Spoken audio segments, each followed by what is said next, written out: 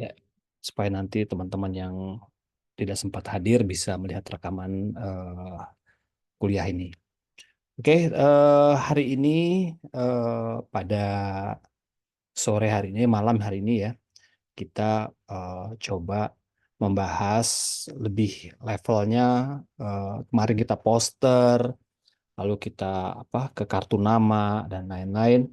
Nah, sekarang kita mau masuk ke packaging, desain packaging.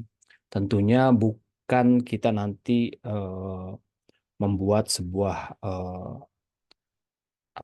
pola-pola packaging ya, tapi lebih kepada bagaimana kita mendesain sebuah packaging dari sisi informasinya atau dari sisi desain komunikasinya.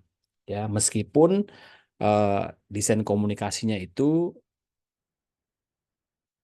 desain komunikasinya itu bisa secara menyeluruh ya. Secara menyeluruh dari mulai desainnya, kemasannya hingga eh, bahkan dari displaynya ya, bahkan dari bentuk display dan juga lainnya. Baiklah, saya akan coba share ya beberapa share slide di sini. Oke, teman-teman di sini ya. Nah, ini apa slide-nya. Jadi eh, desain packaging ini nanti kita coba bagaimana eh, kita memulai sebuah sebuah desain. Desain itu kita masukkan dalam bentuk packaging. Tentunya prinsip-prinsip desainnya itu tetap sama ya, teman-teman ya. Apa yang kita pelajari kemarin tentang simetris ya, eh, asimetris, tipe-tipenya atau konsep-konsepnya, kemudian empasis, kemudian hierarki visual, itu yang kita pelajari selama ini, yang sebelumnya kita pelajari itu berlaku juga ya untuk semua desain sebenarnya, apalagi packaging ya. Tentunya ini packaging ini eh, memiliki bobot mungkin yang lebih lebih besar ya ketimbang kita poster dan lain-lain ya. Nah, kita coba lihat di sini desain packaging ya. Sebenarnya desain packaging ini memiliki tiga fungsi ya, tiga fungsi. Ya, fungsi pertama itu untuk melindungi. Ya, sejak zaman dahulu jadi kita tahu tentang packaging ini udah lama sebenarnya ya. Dari zaman zaman sebelum kemerdekaan, bahkan sebelum sebelum abad 20 mungkin ya packaging ini. Tentunya dulu berdasarkan fungsinya itu. Apa fungsinya? Yaitu untuk melindungi. Ya, jadi packaging ini muncul untuk melindungi. Melindungi apa? Tentunya untuk melindungi eh, benda atau sesuatu yang ada di dalamnya, ya, yang tentunya memiliki rentan ya terhadap yang namanya kalau terhadap sesuatu yang di luarnya, ya. Jadi nggak bisa bertahan lah kalau misalnya terbuka gitu. Jadi harus perlu dilindungi. Nah, ini yang zaman dulu fungsinya itu untuk perlindungan ya. Jadi dikemas misalnya dalam bentuk zaman dulu pakai daun ya, pakai kayu atau pakai besi ya untuk melindungi produk ya, atau produk maupun makanan atau benda-benda apapun untuk pelindungan, makanya ada packaging. Nah, selain itu packaging semakin lebih luas sebagai tempat sekarang nih ya, makin berkembang, makin dinamis, kebutuhannya juga makin meluas ya.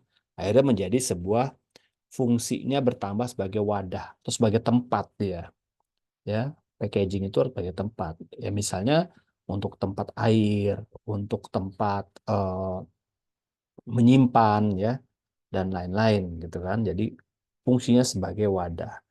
Yang terakhir adalah fungsi sebagai promosi ya. Karena packaging ini memiliki apa eh, apa sebuah eksposur yang bagus ya, bisa dibawa kemana-mana, misalnya bisa diletakkan, bisa disimpan ya dalam waktu lama misalnya gitu kan. Nah, akhirnya orang-orang yang bergerak di bidang pemasaran, bergerak di bidang produksi, itu melihat bahwa packaging ini memiliki exposure promosi gitu kan, yang lebih luas, lebih bagus malah gitu kan. Nah, makanya fungsinya makin terus makin bertambah. Ya, dari yang basicnya sebagai untuk melindungi, sebagai tempat, sekarang sebagai fungsi promosi. Makanya banyak sekali eh, apa namanya brand-brand ya, brand itu sangat memperhatikan packaging gitu kan. Packagingnya harus diperhatikan. Tidak terlepas dari itu produknya apa ya. Entah itu produknya jasa, produknya apa namanya makanan, produknya misalnya apapun itu ya, perlu packaging. Tapi packaging ini bisa apa fungsinya tuh bisa bisa bertambah ya, bukan yang lain-lainnya. Biasanya tuh packaging dalam bentuk misalnya souvenirnya ya, souvenir. Misalnya dia nggak ada produk ya, seperti apa? Seperti misalnya kemarin saya dapat apa namanya eh, tanda mata ya, souvenir dari BFI. Jadi ada mahasiswa apa Unsia itu kerja di BFI, BFI Finance ya. Ya dia kan bukan menjual produk apa, tapi dia produk jasa sebenarnya, produk perbankan atau produk financial. Nah, kan nggak kelihatan ya, abstrak ya bentuknya gitu kan. Tapi untuk menjalin apa kepada nasabahnya atau rekanan atau mungkin hal yang lain ya untuk menjalin komunikasi dengan apa sekitarnya, dia membuat sebuah packaging juga. Tapi bentuknya apa? Ada bentuknya agenda. Lalu bentuknya itu ke apa ada tas ya, packagingnya ada tas gitu kan. Nah, itu kan packaging dalam hal dia mengemas persepsi, mengemas PR gitu kan, mengemas PR dalam bentuk packaging. Nah, kita sekarang nih coba orientasinya packaging dalam bentuk produk ya, produk. Jadi kita orientasinya atau kita mindset kita nih produk. Walaupun nanti packaging tuh bisa luas ya, mengemas berita misalnya, mengemas apa itu sama juga tuh. Tapi kita nih lebih kepada mengemas dalam hal konteksnya adalah produk. Oke, ini ada tiga fungsinya, perlindungan sebagai wadah dan sebagai promosi. Lalu kemasan itu harus memiliki berbagai eh, hal-hal yang ada di dalamnya. Jadi dia karena dia bentuknya promosi sebagai wadah dan sebagai apa media untuk menyampaikan pesan juga, akhirnya dia kemasan tuh mengkomunikasikan ya sebagai media komunikasi, tentunya komunikasi pemasaran, ya komunikasi promosi. Nah, jadinya kemasan itu harus memenuhi unsur-unsur yang ada di sini ya. Misalnya mengkomunikasikan informasi produk dengan jelas, ya. Jadi dalam konteks kemasan produk apa makanan atau minuman ya. Jadi kemasan itu harus mengkomunikasikan informasi produk dengan jelas. Jelas ya, nggak yang apa blur atau apa tulisannya nggak bisa dibaca gitu. Jadi jelas karena dia itu eh, mencerminkan ya, mencerminkan atau mempersepsikan apa produk yang ada di dalamnya ya. Seperti teh kotak gitu kan. Ini misalnya dia mengkomunikasikan produknya tuh sebagai teh gitu kan. Tentunya jelas ya ada di sini ada daunnya ya ada kelihatannya. Lalu mengkomunikasikan materi promosi produknya. Ya, tentunya karena dia produk, kemudian dia ada di packaging, tentunya dia mengkomunikasikan juga materi promosi produknya. Apa promosi di sini? Yaitu 50% ekstra gratis gitu ya. Nah, itu ada 50% ekstra gratis dari si packagingnya gitu kan.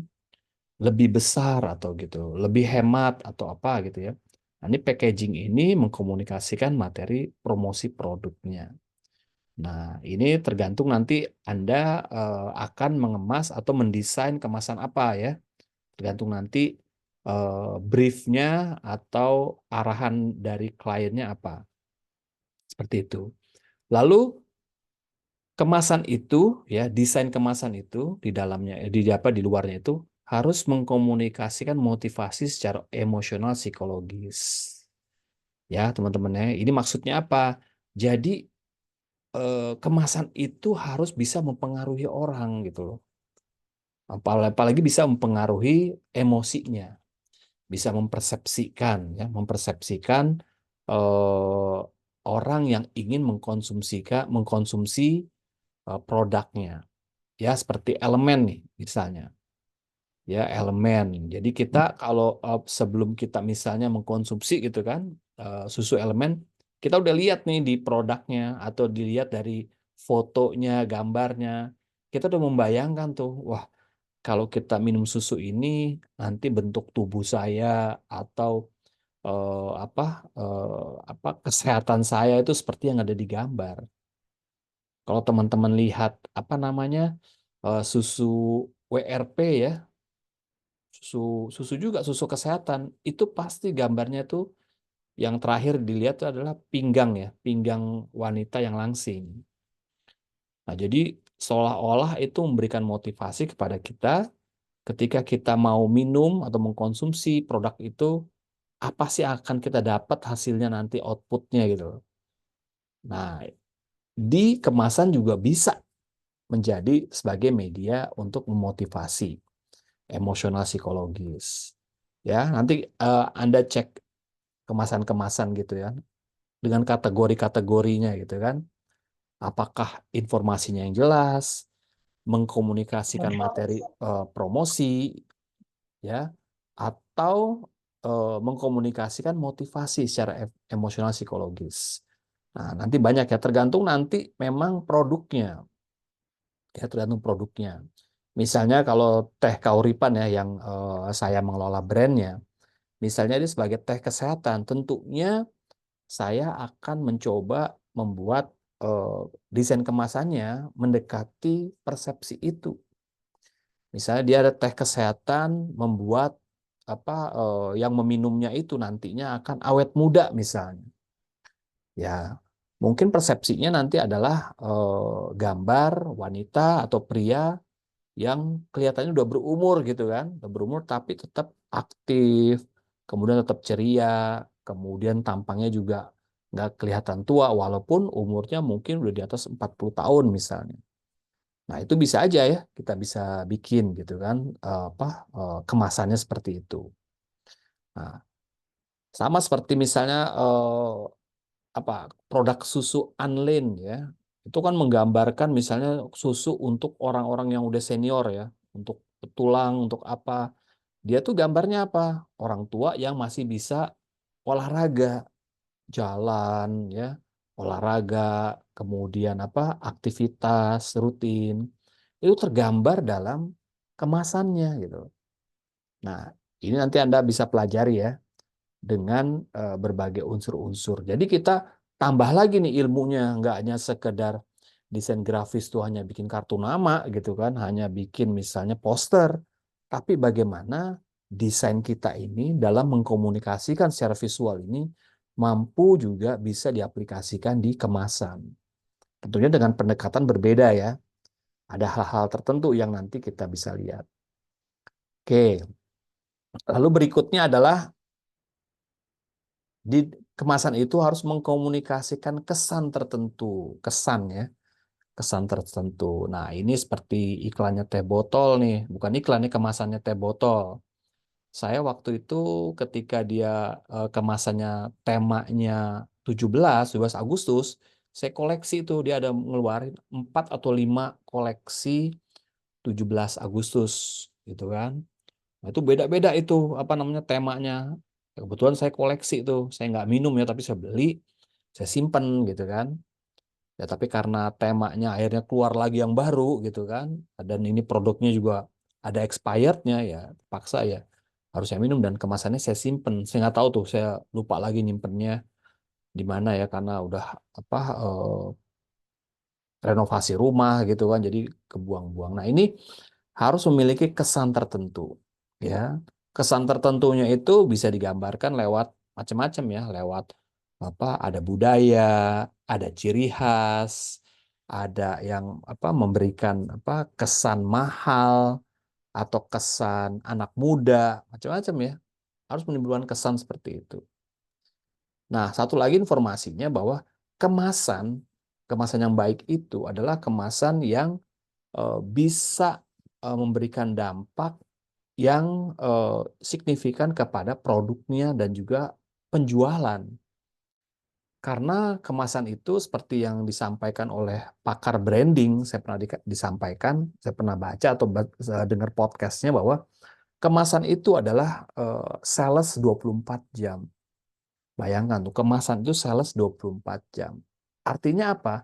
Kemasan ketika di display, ya, di display nih, meskipun nggak ada yang apa, nggak ada SPG-nya, nggak ada yang orang yang nawarin untuk beli gitu, tapi dia menjadi sebuah etalase sales yang seolah-olah memanggil gitu loh. Kalau desainnya bagus ya, kalau saya kan termasuk orang yang suka sama apa kemasan bagus ya.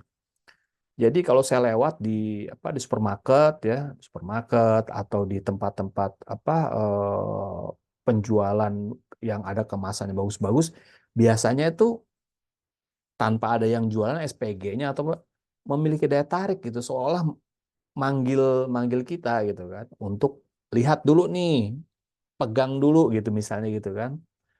Itu luar biasa. Kalau Anda ke supermarket ya pasti ada kemasan yang lucu ya, yang menarik perhatian kita. Walaupun sebenarnya produknya mungkin ya produknya kita nggak suka isinya gitu loh. Nggak suka isi misalnya karena dia itu manis atau dia karena terlalu asin gitu kan. Ya, jadi mungkin kita hanya tertarik dengan kemasannya. Saya pernah lihat kemasan teh ya yang dari kaleng itu punyanya Sosro atau apa yang dia tuh sangat vintage banget apa namanya kemasannya. Sehingga waktu itu saya coba beli gitu kan. Sampai sekarang masih ada tapi saya nggak konsumsi gitu kan. Saya cuman apa senang kemasannya aja. Kemasannya kaleng bagus. Kalau ditaruh itu apa di display itu kesan vintage-nya tuh luar biasa gitu.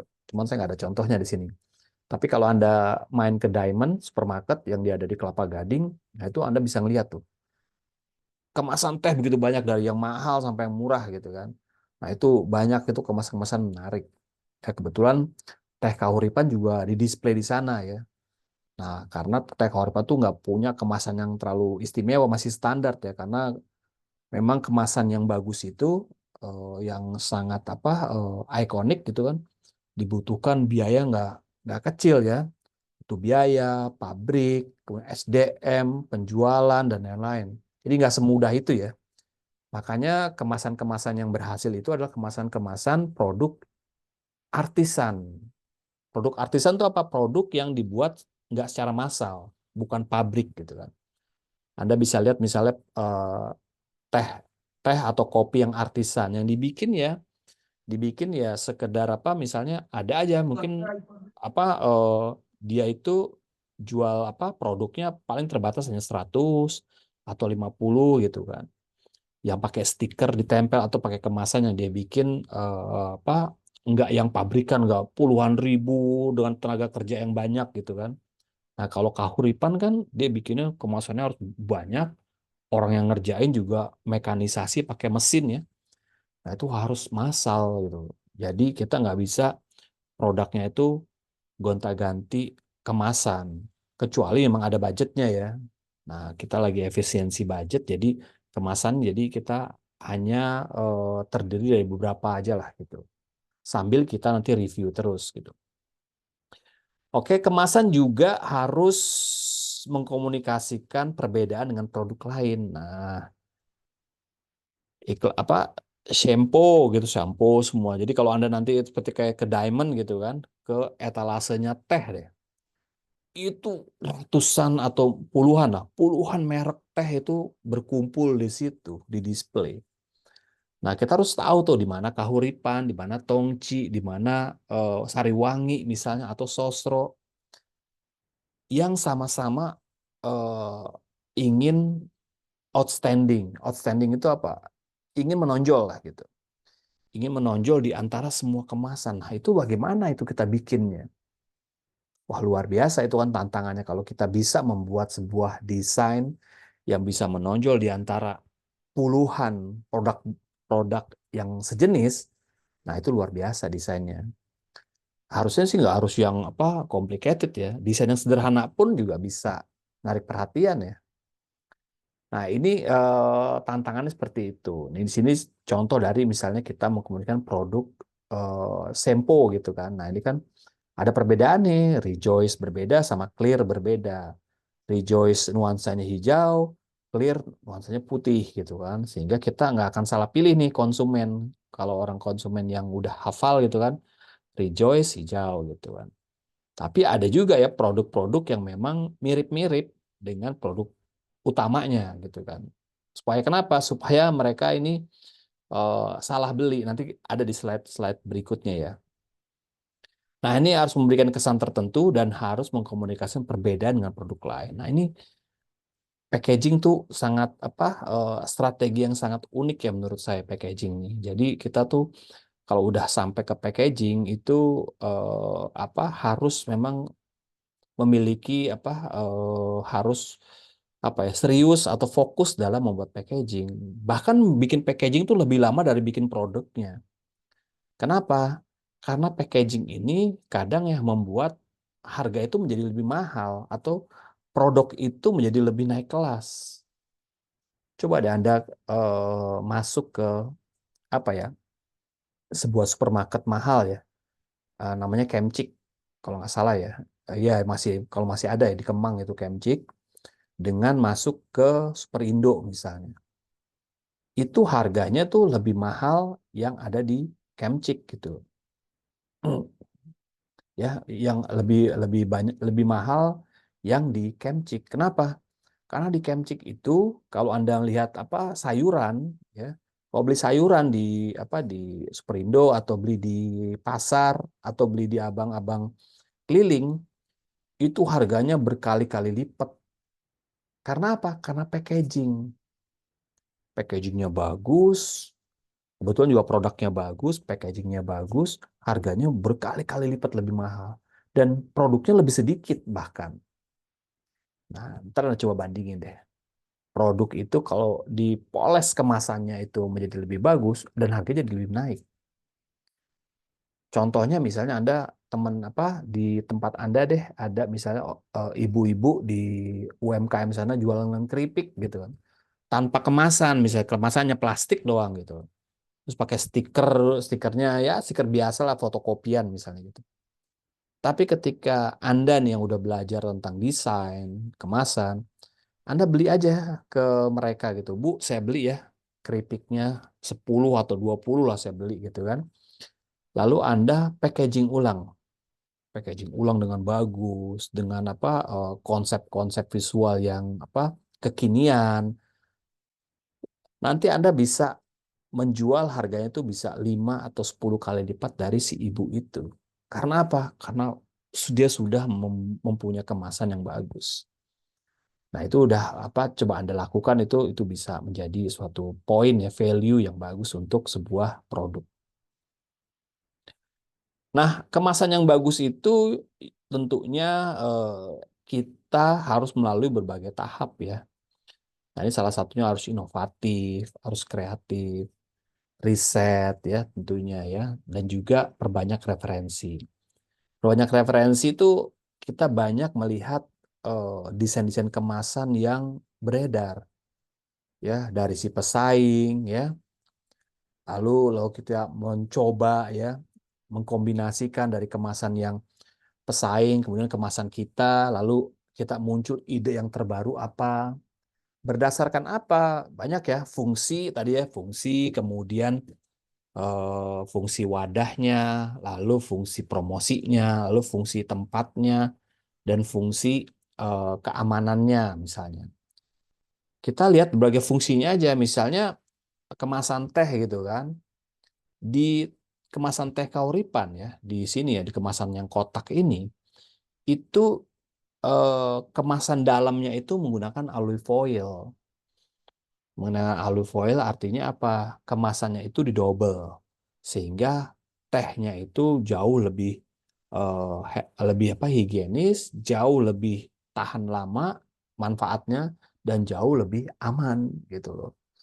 Nah, ini kan dari sisi itu kita mau berinovasinya, atau dari sisi misalnya cara meletakkannya gitu loh. Nah, kalau Anda lihat, Anda pernah lihat kemasannya teh kauripan, dia itu bisa ditaruh vertikal, bisa ditaruh juga horizontal. Tergantung nanti kita tempatnya mau di mana nih. Misalnya tempatnya sempit, ya udah taruhnya di vertikal aja lah gitu. Misalnya ya. Jadi bisa seperti itu letaknya. Jadi desainnya tuh ada yang desain yang vertikal ya, ada yang desainnya yang horizontal. Nah, jadi seperti itu. Nah, beberapa ini saya pernah mendesain ya di produk-produknya Kahuripan Teh dengan berbagai brand. Ada brand namanya Lonsum 908, ada juga Kahuripan. Ini sama juga, sebenarnya tehnya ini sama. Tehnya dari kebun yang sama, tapi apa namanya hasil produknya berbeda. Ini ada tehnya, ada tea bag ya, teh celup. Ini teh yang tabur, tapi premium. Premium itu artinya dia itu nggak perlu banyak gitu kan minum tehnya, tapi dia tuh udah pekat gitu loh. Atau melalui apa namanya eh, proses yang cukup lama gitu kan. Ada fermentasinya, ada menggunakan daun yang lebih muda gitu kan. Kalau teh hijau tuh daunnya lebih muda. Teh putih, white tea itu jauh-jauh lebih muda lagi, jadi masih bayi ya. Tehnya tuh masih dalam bentuk masih kecil lah, masih umurnya masih sekian tuh langsung dipetik. Nah itu katanya tuh antioksidannya lebih tinggi untuk kesehatan jadi jauh lebih bagus. Nah tapi dia harus di atau pakai fermentasi atau enggak gitu. Jadi didiamkan dulu sekian lama baru. Makanya teh white tea ini mahal harganya. Kalau nggak salah satu begini nih bisa 100 ribuan gitu. Nah itu ya. Kemudian cari ide-ide baru yang fresh gitu kan, ide-ide baru gitu kan. Untuk apa? Untuk supaya kemasan teh kita ini selalu berinovasi gitu kan. Bosen juga ya kotak terus gitu, kotaknya bentuknya segitu terus. Kenapa kita pakai kotak yang ini ya, Pak Uripan? Karena ini yang paling efisien. Efisien ini maksudnya mesinnya, kemudian packagingnya itu udah tersedia mesinnya. Jadi bisa nyetak dalam apa 1 hari itu bisa ribuan gitu kan misalnya. Jadi lebih efisien lah dari sisi tenaga kerja, apa material dan lain-lain itu lebih efisien. Nah, kalau yang Lonsum 908 yang pakai gelas ini, yang pakai jar ini, nah ini dia bukan pabrikan tapi manual ya. Manual artinya kita nyetak apa desainnya sendiri, lalu kita stikerin, lalu kita apa packaging ulang gitu kan. Untuk spesial packaging. Nah, ini menyambut Natal ya. Menyambut Natal jadi kita bikin spesial packaging. Nah, kapan sih sebuah produk itu butuh kemasan? Kapan sih ya sebuah produk itu butuh kemasan? Nah, ini ya desain kemasan produk baru misalnya. Ya, produk baru misalnya kita lagi mau bikin launching produk baru itu, nah kita butuh kemasan ya udah kita bikin kemasannya. Lalu desain ulang karena tekanan persaingan. Nah, ini contohnya ini ya, ada Oreo, ada Goreo gitu kan. Nah, ini biasanya strategi ini untuk bisa memanfaatkan apa ketidakhati-hatian konsumen gitu. Biasanya gitu ya. Ya, jadi orang jadi ambil nih kayak Oreo gitu kan dan harganya lebih murah, bentuknya sama, rasanya sama. Nah, ini apakah ini etis apa enggak ya itu saya nggak tahu tuh. Tapi yang pasti dia ada gitu kan muncul si Goreo ini sama Oreo gini ya. Makanya si Oreo bisa saja dia untuk merubah desainnya ya. Lalu desain kemasan untuk kebutuhan eh, reposisi ya reposisi. Reposisi itu maksudnya misalnya ketika Anda produknya ini misalnya untuk ibu-ibu gitu kan, untuk wanita gitu kan. Tapi Anda tiba-tiba punya nih produk ternyata bisa juga untuk digunakan unisex gitu kan, untuk pria juga bisa, bahkan untuk anak-anak bisa gitu. Misalnya sabun mandi gitu kan, ternyata sabun mandi ini untuk keluarga semuanya bisa kok gitu. Nah, akhirnya Anda reposisi tuh yang tadi desainnya kecewek-cewekan gitu kan, akhirnya Anda reposisi sebagai sabun keluarga misalnya. Anda reposisi gitu kan. Nah, untuk memposisikan ulang. Lalu desain kemasan untuk apa, perluasan produk ya, supaya produknya itu punya macam-macam apa namanya, channel. Istilahnya kalau dalam marketing itu channel ya. Kita punya channel A, channel B, channel C. Jadi berluas. Ini untuk anak-anak, ini untuk perempuan, ini untuk apa namanya, hari ulang tahun, kemasan ulang tahun, ini kemasan Natal, ini kemasan Lebaran. Jadi luas dia untuk perluasan produk. Padahal produknya itu juga gitu, tapi kemasannya berbeda. Nah, itu yang dilakukan oleh si Kahuripan juga ya, menggunakan seperti itu. Ketika kita ada PRJ, kemasan kita berubah tuh, kemasan-kemasan PRJ gitu kan. Nanti Anda lihat dari kemasan di PRJ tuh ada yang ransel, gambar kemasan gitu kan. Padahal isinya sama, isinya itu juga, hanya dikemas ulang aja. Nah, lalu untuk promosi khusus. Nah, itu promosi khusus apa tadi ya? Untuk Lebaran, untuk misalnya Natal, untuk bundling misalnya. Bundling misalnya 17-an. Jadi promosi-promosi khusus lah untuk menyambut seasonal tertentu. Nah, ini waktu saya bikin buku aja saya juga memikirkan kemasan gitu kan. Waktu meluncurkan buku apa tentang advertising, saya juga memikirkan kemasannya apa ya, supaya orang tuh nggak hanya sekedar buku aja, tapi saya memiliki kesan tertentu sama seseorang gitu kan. Namanya personalisasi ya, personalize. Jadi kemasan itu sangat personal. Dari mana personalnya?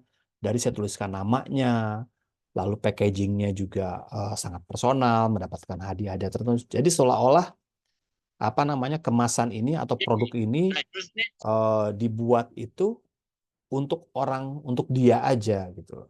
Nah, ini kan personalisasi.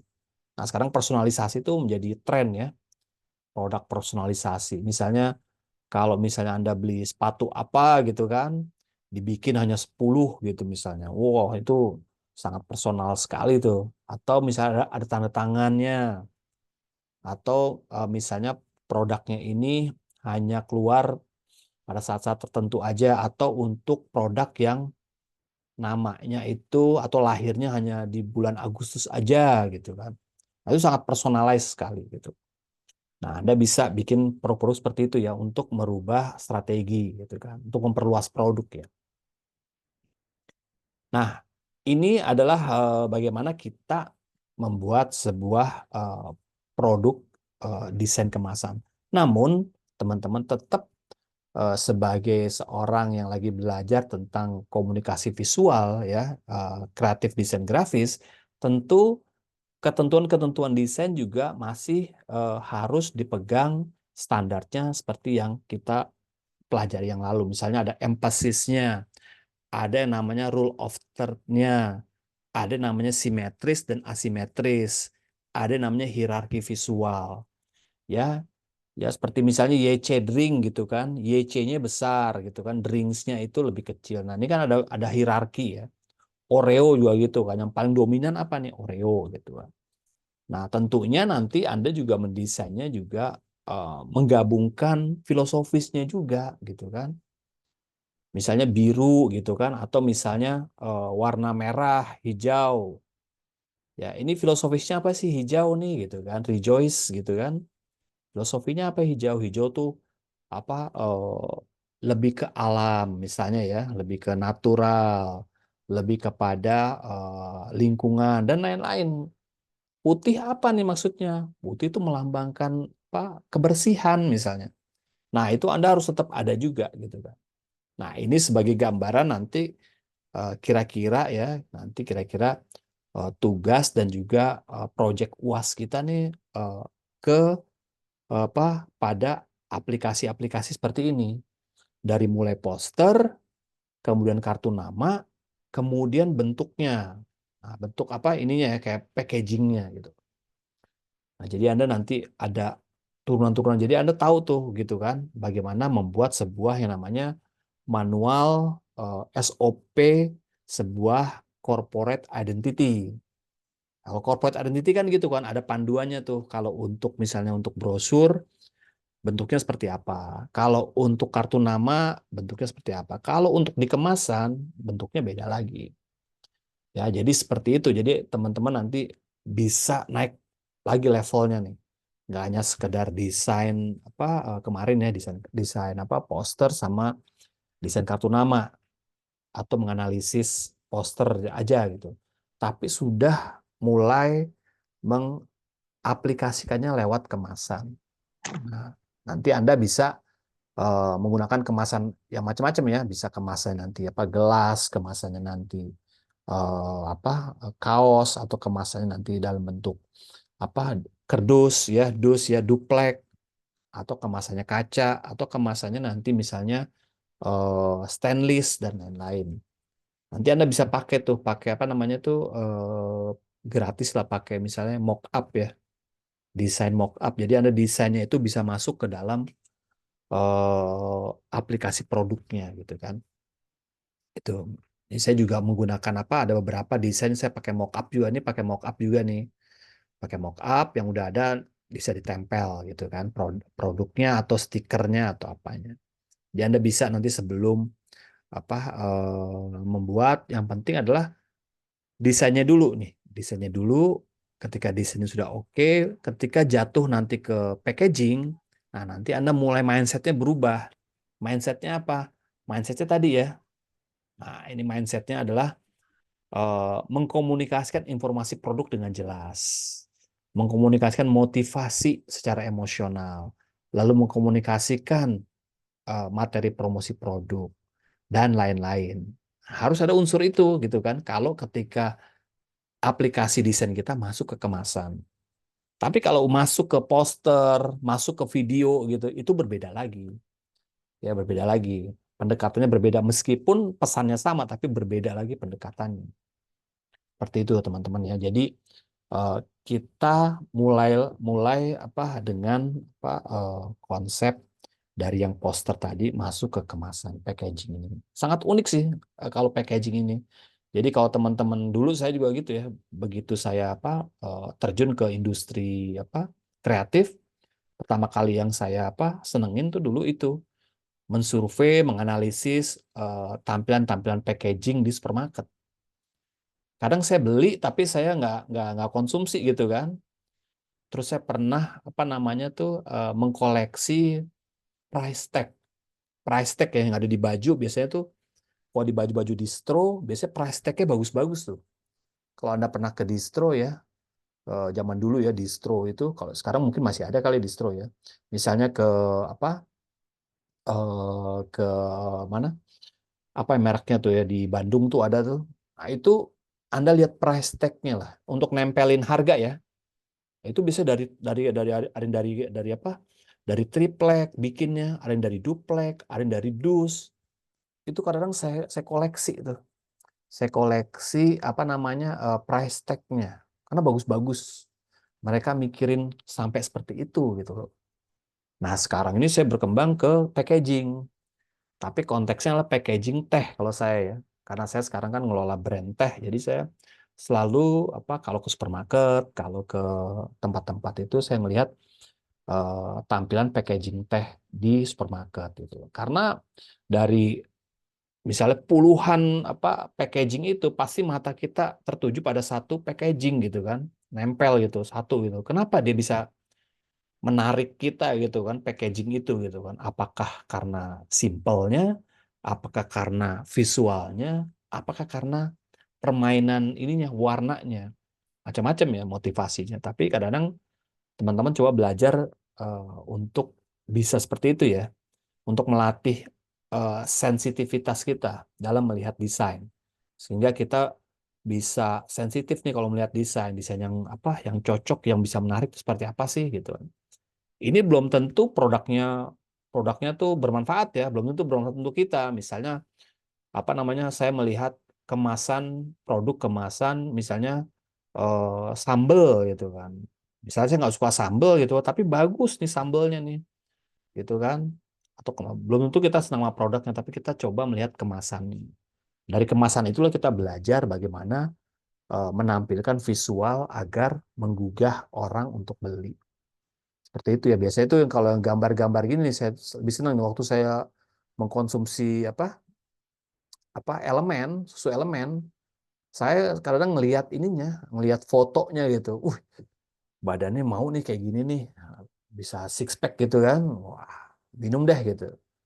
Tapi ternyata itu hanya persepsi ya, mitos gitu kan. Kalau minum tanpa olahraga juga salah juga gitu kan, atau tanpa melakukan usaha-usaha untuk mencapai postur tubuh yang ideal ya susah juga ya tanpa harus olahraga. Ini kan dibarengin dengan olahraga, konsumsinya juga ada ketentuannya juga. Seperti itu teman-teman ya. eh Materinya itu aja ya teman-teman yang dari saya tentang packaging. Jadi teman-teman nanti naik level lagi nih. Tadi udah poster, sekarang packaging. Karena packaging ini juga ketika saya dulu masuk ke industri kreatif, packaging ini di saya dilibatkan tuh di proses-proses ketika saya udah setahun gitu kan. Karena memang nggak gampang ya, apalagi kita masuk ke bikin bikin pola ya, bikin pola-pola packaging itu nggak gampang gitu. Ada ukuran-ukuran tertentu ya, ukuran seperti membuat ukuran ini ya, ukuran packagingnya minuman ini, minuman kertas ini itu nggak mudah loh. Dia tuh agak melengkung berapa derajat ya, sehingga ketika ditempel tuh pas gitu. Apalagi packaging karton gini, itu kalau Anda bongkar ya, kalau Anda lihat kemasan gitu kan, nanti kalau Anda bisa lihat kemasan ya, misalnya kemasan ini ya. Nanti kalau Anda bongkar gitu kan, Anda bisa bongkar nih. Nah, ternyata kalau Anda bongkar nih, ada kemasan itu panjang gini. Nggak kelihatan ya. Nah, kemasannya tuh jadi panjang gitu kan. Tuh, gitu. Nah, kemasannya jadi panjang. Nanti ditutup lagi, jadi pendek lagi. Nah, ini tergantung nanti Anda desainnya seperti apa. Nah, tapi tuh Anda harus belajar polanya dulu. Nah, kita belum sampai ke situ ya. Tapi kalau Anda tertarik, boleh juga ya. Nanti kita bikinlah kelas khusus ya untuk packaging. Jadi kita tuh ada pola tertentu, ada pola untuk kotak, ada pola untuk bulat seperti apa gitu. Itu ada. Nanti meletakkan desainnya tuh di mana gitu. Nah, jadi Anda harus tahu tuh desainnya nanti begitu pas posisinya pas itu begitu melengkung masih kebaca nggak gitu. Nah, itu eh, advance lagi lah. Nanti kita belajar kalau Anda tertarik dunia desain grafis, nanti kita sama-sama belajar ya. Kita diskusi, kita bikin. Hari ini kita coba mengaplikasikan desain yang kita udah ketahui untuk ditaruh di kemasan. Secara sederhana aja, misalnya Anda bikin inilah, ini kayak punya saya dulu ya. Ini menggunakan stikernya aja misalnya. Nah, ini stiker. Nah, ini di balik ini kemasannya juga ada stiker lagi nih sebenarnya. Nah, ini saya juga nih di jar ini, bentuk jar ini juga saya bikin nih. Ini melengkung gitu kan. Nah, ini bentuknya kayak banner aja, garis panjang nanti ditempel. Tapi kita ukur gitu kan, supaya tulisannya itu nggak terlalu kecil juga nggak terlalu besar gitu. Gimana caranya? Nah, ini ada teknik khusus ya, teknik khusus gitu kan. Gimana font size-nya 5 masih kebaca nggak ya gitu. Atau 6 kebaca nggak? Karena Anda pernah kan lihat kemasan itu yang nggak kebaca gitu kan. Aturan-aturannya, misalnya aturan cara minumnya itu nggak kebaca gitu kan. Tapi emang harus ditampilkan. Tapi yang dibaca apa? Brandnya, kemudian promosinya, kemudian dan lain-lain. Baru yang lain-lain tuh biasanya yang nggak terlalu penting tuh kecil-kecil gitu kan. Kalau Anda lihat tuh, kecil-kecil gitu. Nah ini kayak Oreo nih, kayak di sini kecil-kecil nih nggak kebaca. Tapi Oreo-nya besar. Ini kecil-kecil nggak kebaca. Kadang orang juga malas bacanya karena ini aturan aja. Aturan dari BPOM ya harus dicantumkan tuh ingredients ya, kandungan dan juga cara minumnya, cara makannya bisa dicantumkan gitu. Di kemasan kahuripan juga gitu, ada tulisan yang kecil-kecil juga nggak kelihatan juga ada, tapi kahuripannya tuh jelas gitu. Nah, seperti itu ya teman-teman. Eh penyampaian kuliah pada sesi hari ini. Nah, silakan teman-teman kalau ada yang mau tanya-tanya tentang desain kemasan, silakan nanti saya buka forumnya. Ya, 1-2 pertanyaan lah untuk teman-teman.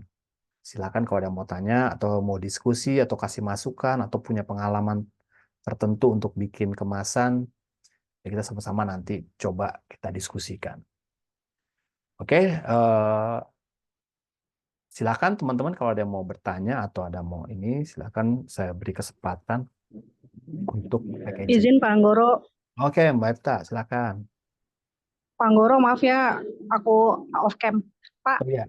tadi kan iklan tuh kan awalnya kan mesti persuasif ya Pak. Nah, Mm-mm. bagaimana tuh Pak kalau misalnya kayak iklan-iklan rokok tuh kan dia nggak nempatin produknya tuh Pak di dalam iklan itu. Kalau kayak gitu persuasifnya gimana ya? Eh, kan nggak ada iklannya gitu, maksudnya nggak ada produknya gitu Pak di iklannya gitu loh Pak. Itu aja sih yang Mm-mm. aku pengen tanyain, tapi kan kayak iklan-iklan apa ya Sampurna, Marlboro itu kan nggak pernah ada si produknya lah istilahnya kayak gitu Pak. Ya, oke. Ya, ya, ya. Oke, ini konteksnya ini ya, iklan ya. Jadi eh itu sering tuh ada ini ya, ada apa namanya, ada diskusinya lah ya dulu ya. Karena memang aturannya kan memang iklan rokok atau iklan kayak apa minuman keras atau kan nggak boleh iklan secara vulgar ya. Artinya dituntut kreativitas tuh. Memang akhirnya si orang kreatifnya harus bisa bermain persepsi ya, bermain persepsi, bermain apa eh visual, kode-kode visual. Nah, itu sangat kental banget dengan yang namanya kode-kode ya. Semiotikanya tuh banyak banget gitu loh. Kalau di rokok ya. Memang karena aturannya memang nggak boleh, ya apa boleh buat gitu kan. Nggak boleh apa namanya tampil di iklan secara OTV ya, TV secara vulgar. Dulu masih boleh ya kalau Anda lihat tahun 70-80-an iklan-iklan rokok tuh boleh ngerokok gitu kan, boleh. Tapi sekitar tahun mungkin 90-an ya, 90-an itu udah dilarang ya untuk apa iklan menampilkan mempraktekkan orang merokoknya gitu loh. Nah, itu udah nggak boleh aturannya. Sehingga orang-orang kreatif nih bagaimana caranya untuk bisa masuk ke iklan tanpa harus menampilkan produknya gitu kan. Nah, itu memang nggak apa-apa gitu kan, tapi memang tantangannya besar, ya, tantangannya berat ya untuk misalnya kita mau mempromosikan. Oleh karena itu, kalau di rokok-rokok itu kita main di brand. Brandnya seperti apa? Ya, kita main di misalnya CSR, lalu kita main di sponsor-sponsorship gitu kan, lalu main di kegiatan-kegiatan misalnya sebagai pendukung apa misalnya sepak bola dan lain-lain. Nah, itu bisa dipersepsikan gitu kan. Minimal orang tahu brand kita gitu kan. Tanpa harus orang melihat ngerokoknya gimana sih, karena kan cara ngerokok kan nggak yang ada yang baru gitu kan, nggak ngerokok dari atas ke bawah atau dari samping gitu kan, dia ngerokok kan tetap biasa gitu kan, tapi memang dia bermain di merek gitu kan, walaupun kadang-kadang mendekati misalnya apa rokok yang rasa cappuccino, jadi ada ditumpuk-tumpuk itu apa gelasnya ada coklatnya itu, orang dari jauh ngelihat itu kayaknya batang rokok gitu kan, tapi dia mempersonifikasikan seperti minuman. Ya itu emang apa tantangan seperti itu. Kalau Anda apa bukan rokok aja, misalnya alat kontrasepsi, ya itu kan nggak boleh juga apa namanya secara vulgar diiklankan gitu kan. Lalu apalagi tuh, misalnya ya tadi minuman keras ya, walaupun emang nggak boleh gitu kan. Lalu misalnya apa ya alat-alat tertentu apa hal-hal tertentu misalnya ya selain rokok, minuman keras, alat kontrasepsi itu juga apa namanya penuh tantangan itu. Saya dulu pernah itu apa ngasih tugas kampus yang lalu ya, mengasih tugas untuk bagaimana Anda mensponsori atau mengkampanyekan alat kontrasepsi dari brosur, dari pesan komunikasinya, bisa nggak gitu? Nyata emang nggak gampang gitu kan. Banyak orang-orang yang terjebak di visual-visual yang umum. Ada pisang lah, ada apalah gitu kan. Saya bilang nggak ada yang lain gitu kan, selain apa namanya, ada pisang lah, ada perempuan yang seksi lah gitu. Harus cari yang apa, personifikasi yang beda gitu. Bahkan kadang-kadang nggak harus eh, konotasinya nggak harus kayak gitu kan. Anda kalau mau lihat iklan-iklan yang kreatif itu, yang entah rokok, alat kontrasepsi gitu kan, itu cari iklan-iklan India, India atau Thailand ya, itu bagus-bagus itu. Dulu saya koleksi tuh video-videonya sebagai referensi untuk mahasiswa iklan. Dulu kan saya ngajar iklan juga kan. Nah, itu saya kasih tuh iklan-iklan yang memang nggak menampilkan produknya, tapi orang langsung ngeh gitu loh. Begitu, oh ini. Jadi bermain di apa mindset gitu kan. Nah, itu luar biasa. Menurut saya seperti itu, tapi emang apa ya, kondisi seperti itu, Efta. Jadi emang kita kalau nanti teman-teman dapat apa tugas seperti itu, ya harus bermain di persepsi, bermain di semiotik tuh, kode-kodenya harus apa bagus gitu loh. Seperti itu sih kalau dari saya ya, gitu. Oke, ada lagi yang lain? Yang apa? Pak, Yang mau nanya dong, pengen tahu tentang teh kahuripan. Mhm. Kenapa nggak dibikin kayak minuman jadi gitu sih, Pak? Kayak teh botol tuh, sekarang teh pucuk. Oh, RTD ya, kan kita sebutnya RTD Iya. ya, ready to eh drink ya gitu. Kita sebutnya RTD. Nah, itu kalau di PRJ, eh, Balestari ke PRJ nggak? Nah, kita itu ada tuh, tapi ngejual dalam bentuk es teh manis ya, es teh manis kayak Solo, kayak teh itu Tongci gitu. Jadi kita bikinnya kayak gitu. Emang kita nggak bikin RTD, kenapa? Karena memang investasinya besar. Investasinya besar, satu. Kedua, kita sebenarnya tuh produksinya adalah yang paling utama, kekuatan si Kauripan adalah kebun tehnya gitu loh, bukan minumannya. Nah, tapi kalau mau tahu turunan dari apa teh dari Kauripan itu ada namanya Ichi Ocha. Nah, itu satu grup juga sama kita, Ichi Ocha. Itu punya Indofood gitu kan. Salah satunya itu ngambil tehnya itu dari tehnya Kertasari juga gitu loh. Tapi memang kita kan lihat kekuatan kita juga, kekuatan di Lonsum itu adalah kekuatannya di eh, perkebunannya, bukan di produk akhirnya. Produk akhirnya kita nggak punya pengalaman di produk akhir, makanya kita masih masuk ke mainstream aja, masuk ke teh celup, teh bubuk. Kalau ke RTD-nya itu nanti kita perlu investasi riset lagi, alat-alat, SDM, pabrik dan lain-lain. Nah, itu belum sampai ke situ sih, apa karena teh itu termasuk apa namanya eh, apa ya, produk yang sangat murah banget gitu loh, murah, 5 ribuan. Jadi kita tuh sampai sekarang aja kalau teh kauripan ya itu belum sampai ke apa namanya BEP gitu kan, belum sampai ke kita tuh pas gitu untung, karena kita nih biayanya tinggi banget untuk investasi SDM, investasi pabrik, tapi jualannya murah gitu. Nah, ini kita masih bertahap lah, karena kita baru 5 tahun ya, 7 tahunan lah untuk produk jadi ini. Tapi kita kan kebunnya ini udah ratusan tahun, tapi kita bikin produk jadinya itu baru 5 tahunan. Karena kita biasanya tuh ekspor, produknya itu kita ekspor semua. Nanti produk jadinya itu dalam bentuk apa? Teh-teh di luar sana, ada Lipton, ada Sariwangi, ada apa itu pakai produknya teh kita, Kertasari gitu loh. Nah, pada tahun 2015 kita bikinlah produk, masa dijual dulu ke orang, kita bikin produk sendiri deh gitu. Ternyata berat jualannya gitu loh. Karena persaingannya kita tuh pendatang baru itu berat, apalagi masuk ke RTD gitu. Ke RTD itu berat tuh, maksudnya belum lagi ke promosinya, belum lagi masuk ke Indomaret, ke Alfamidi. Kalau masuk ke Indomaret dan Alfamidi itu bayar sekitar 1 M untuk display selama setahun. 1 M loh gitu loh. Belum tentu laku juga gitu kan. Nah, ini kalau teman-teman tahu tuh strateginya memang begitu. Saya juga baru tahu juga kenapa ya nggak masuk ke sini, kenapa nggak ganti kemasan, kenapa ya nggak ganti ini. Ternyata begitu saya kecemplung di marketingnya Kauripan, oh banyak banget itu apa urusannya gitu loh Mbak.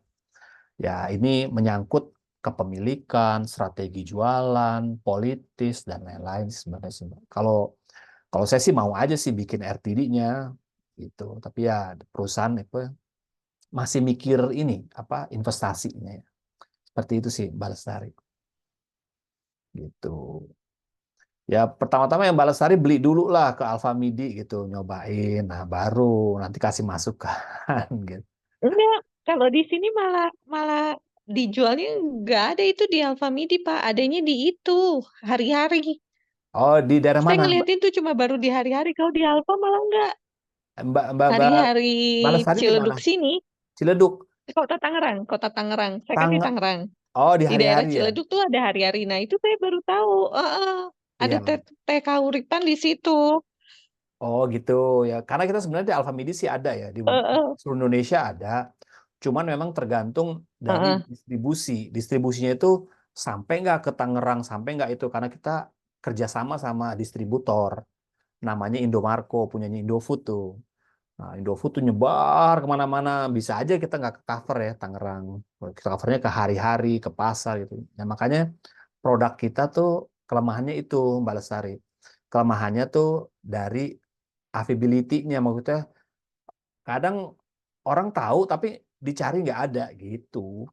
Nah, itu yang kadang masalahnya di situ. Banyaklah masalah-masalah yang saya ini dan tim harus pecahkan tuh. Karena ujung-ujung menyangkut biaya dan SDM. Ketika ada biaya dan SDM, penjualannya masih lemah gitu. Nah, itu yang masih menurut perusahaan tuh masih dipikirkan lah. Udahlah, yang ada aja lah, jual sini dulu gitu. Ya Mbak Lestari beli dulu lah di hari-hari gitu. Shoot, wah borong gitu kan, set langsung sebagai brand ambassadornya Teh Kauripan gitu. Iya, iya, Pak. Boleh, boleh, boleh. Ya, kalau saya sebenarnya di apa di digital marketingnya, di apa di brandingnya. Teman-teman saya ada yang di sales, ada yang di apa namanya di lapangannya juga ada. Kalau saya di bagian memang di bagian strategi sih ya, bagian strategiknya seperti itu. Gitu. Oh, kalau di oke informasi nanti saya kasih masukan tuh ke itu ke bagian sales ya deh Mbak. Di Tangerang nggak ada ya, di Ciledug nggak ada ya, di Alfamidi nggak ada Saya, Alfamidi. Bukan saya Alfamart, Alfamidi loh. Alfamidi. Saya nggak, saya kurang nggak ya kalau di Alfamidi saya lupa. Cuman kalau memang saya tuh pertama kali ngelihat dan pertama kali dan benar-benar baru lihat ya itu di hari-hari Hari-hari ya. swalayan hari-hari. Iya. Heeh. Malah justru saya di Alfamidi malah belum ketemu sih Pak. Padahal itu waktu saya di hari-hari itu harganya termasuk terjangkau loh dibandingkan Sariwangi, Mm-mm. dibandingkan teh Sosro atau Tongji ya. Tongji Mm. itu jauh lebih murah kahuripan itu. Iya, ya. Ya, tapi itu loh masalahnya. Karena kita selalu kalau mau laku selalu ngurangin harga, potongan harga. Tapi ya Oh, gitu, potongan harga sih sebenarnya itu. Nah, harga kita hmm. sebenarnya standar, tapi kita selalu bikin program-program kayak gitulah. Ada potongan harga, beli satu dapat dua gitu. Kayak Nah, gitu-gitu iya iya benar model. itu tuh. Di hari-hari begitu juga tuh Pak, beli Iya, satu dapat dua. ya gitu. Makanya Eh, jadi emang emang agak inilah agak sulit juga ya jualan apa teh ya dengan kayak gitu. heeh. Apalagi kita pendatang baru, pesaingnya banyak gitu. Ya, coba nanti Mbak Lestari kalau sempet nanti ke Alfamidi ya, bagi masukan apa untuk saya misalnya nggak Siap-siap ada, Pak. nanti Ntar saya coba tinggal saya cek, saya cek. nanti saya kasih tahu ke bagian salesnya tuh, coba tuh Heeh. masukin gitu kan, karena Heeh. ada mahasiswa saya mau borong gitu, entar saya gitu. Siap-siap Pak. Iya iya iya iya. Oke. Heeh. Oke, ada yang lain yang mau bertanya tentang kemasan packaging gitu kan? Nanti teman-teman kalau misal mau belajar packaging ya cari referensi seperti itu ya. Main ke supermarket, lihat packaging-packaging, pelajarin gitu. Saya sih gitu tuh, seneng tuh. Saya tuh ada tuh apa teh celup tongji kan kemasannya bagus. Dia bisa disobek dari bawah untuk ngambil tehnya. Jadi nggak perlu dibuka kemasannya semua, cukup dirobek aja di bawah, diambil kemasan di situ. Nah, itu sebagai inspirasi juga saya udah sarankan ke pimpinan untuk bikin kayak gitu. Tapi masih dihitung lagi karena itu investasi pabrik juga. kemasan untuk bikin pabrik untuk ada bolongan kayak gitu. Nah, itu pentingnya kita cari referensi, pentingnya kita ngelihat-ngelihat pesaing-pesaing juga gitu ya untuk menambah informasi. Oke, teman-teman, apa ada yang mau ditanyakan lagi? Kalau tidak ada, saya mungkin cukupkan ya perkuliahan kita pada hari ini tentang packaging. Nanti mungkin minggu depan video pembelajaran tentang packaging saya juga udah siapkan ya. Saya udah siapkan, tinggal saya edit, kemudian saya bisa saya tayangkan di YouTube, kemudian saya kasih linknya di LMS. Ini baru saya lagi edit-edit gitu kan. Tapi teman-teman udah dapat advance-nya dulu nih. Materi pendahulunya lah tentang kemasan. Nanti ada di video pembelajaran di YouTube-nya juga tentang packaging juga ada. Tapi lebih lengkap yang sekarang nih karena ada tanya jawabnya, ada pendalamannya. Kalau yang di video mungkin lebih kepada konsep-konsepnya. Seperti itu. Oke, teman-teman semua yang sudah hadir pada hari ini, terima kasih malam ini. Selamat melanjutkan aktivitas di rumah, istirahat.